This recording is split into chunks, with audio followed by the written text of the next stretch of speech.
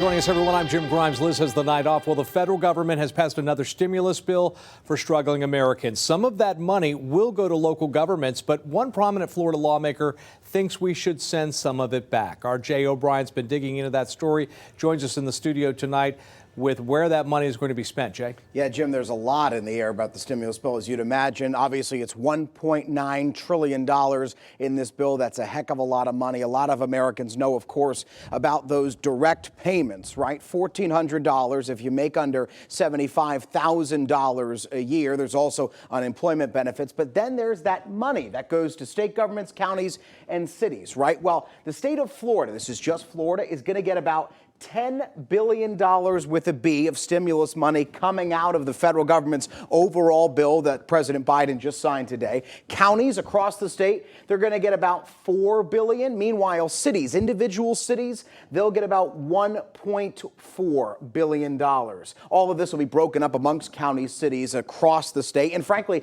this is happening in states across the country. And that's why Senator Rick Scott is asking some of these municipalities, even some states, to consider giving the money back.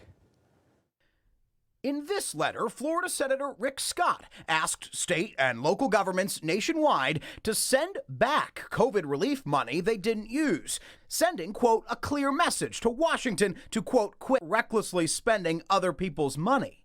Representative Lois Frankel, a West Palm Beach Democrat who voted for the stimulus bill, had strong words for Senator Scott. I want to try to be polite in my reaction. He's a multimillionaire. He doesn't believe that government should help people. Meanwhile, Governor DeSantis has big plans for his chunk of the federal money, mainly infrastructure projects.